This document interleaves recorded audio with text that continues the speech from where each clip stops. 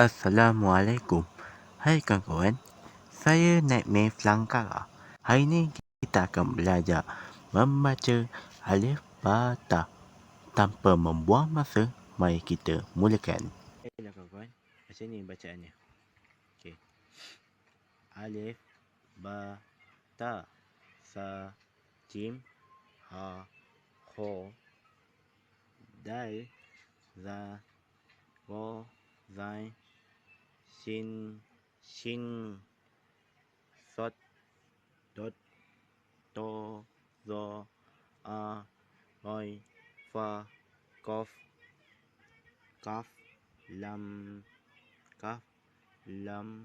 min nun wa ha lam alif hamzah ya. Ada bacaannya macam ni.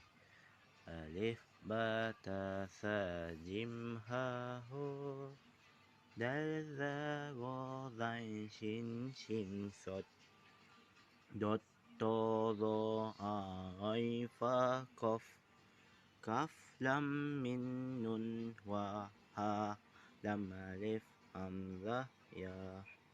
Jadi itu sajalah untuk hari ini. Kita berjumpa lagi. Selamat tinggal.